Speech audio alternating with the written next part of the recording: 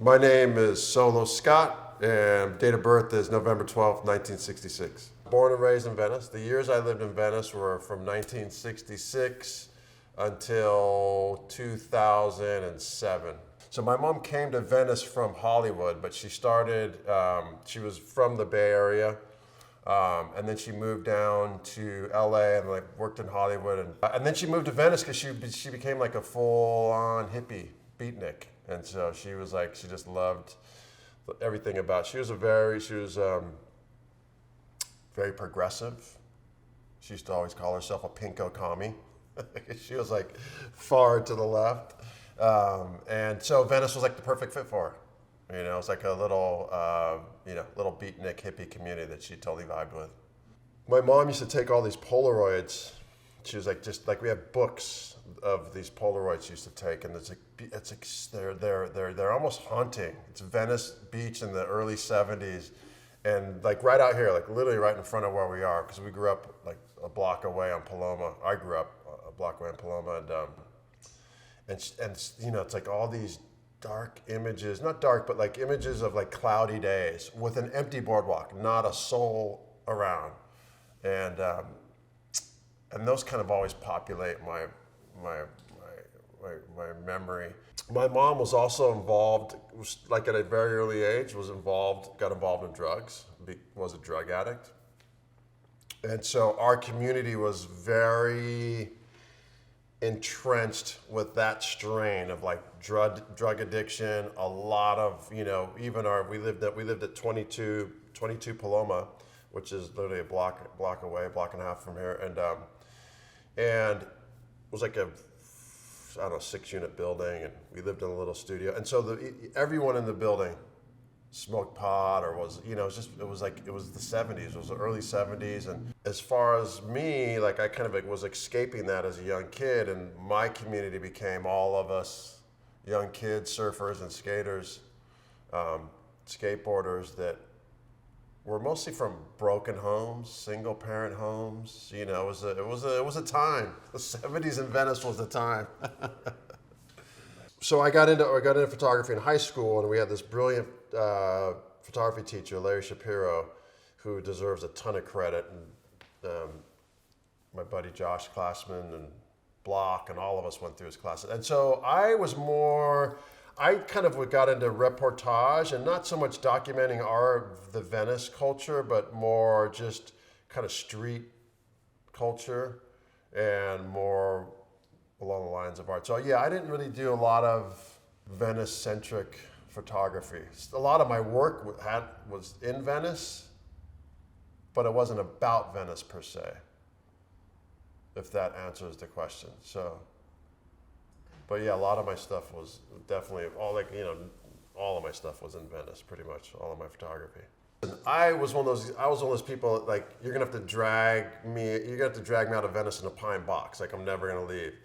And I wore Venice, like I'm born and raised, like Venice runs through my blood.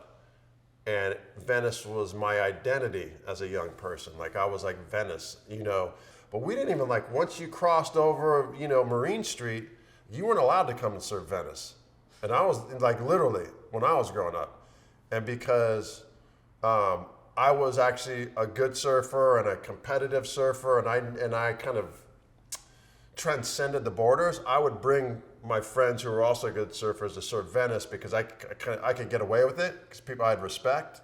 But if you didn't know somebody, like someone respected in our surf community, and we were just little kids, right? I mean, you know, not little kids, but, you know, teenagers, and you couldn't surf Venice, even if you lived on Ashland. You know what I mean? Like, you couldn't come surf the Venice breakwater. We had like a little wolf pack. We had we had a great group. We had a great group of, like, we grew up skateboarding at the Venice Pavilion. We had the Venice Pavilion, which was this amazing place. It was a structure that had this history, and we'd skate around there and surf right in front of the breakwater. The Venice Jetty was a good spot, and we had right straight in front of where we're at right now, POP Pier. which was burned down when I was really young. But we used to go out and surf there after it burned down, and we'd like sneak on the pier and run around, and like it was dangerous because there was big burned out sections of the pier and pylons and glass, and it was crazy. So we had this community that was kind of forged in the fires of like drugs and this kind of like the ruins of Venice. It was crazy. The canals were dilapidated and like going, it was like, and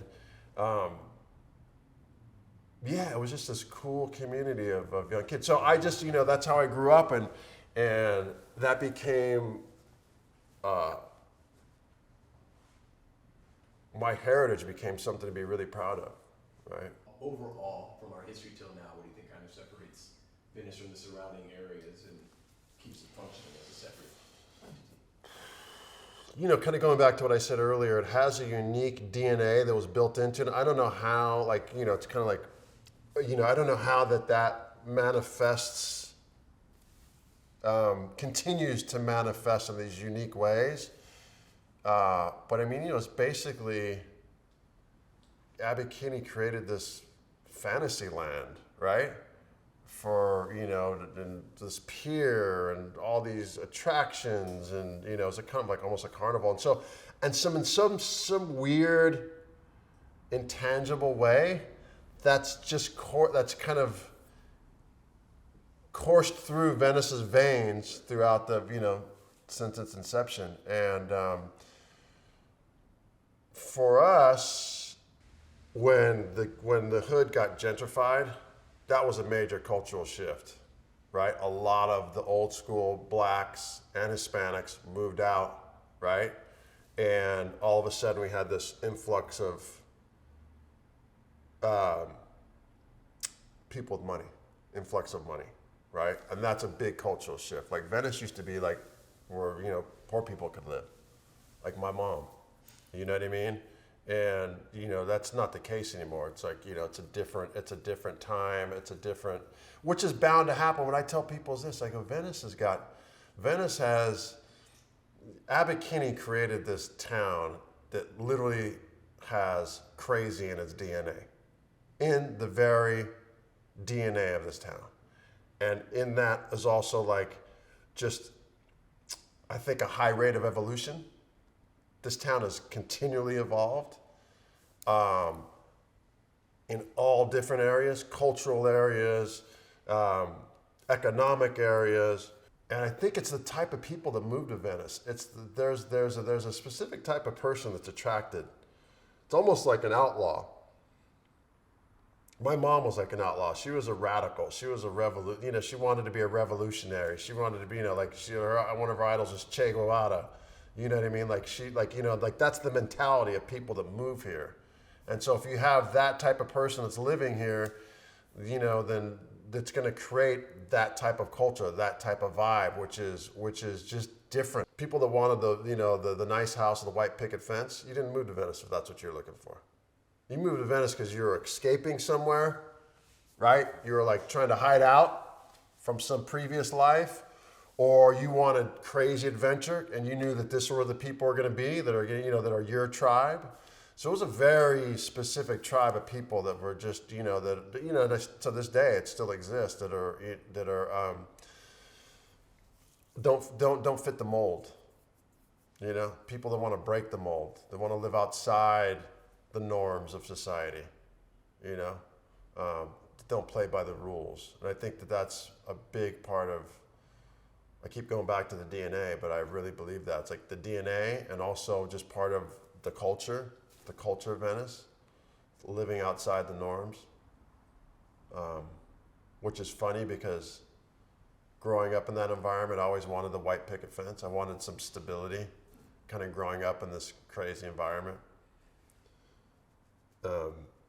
Being in the middle of the chaos of, the addiction and the like really serious instability of my childhood made me want to yearn for some stability.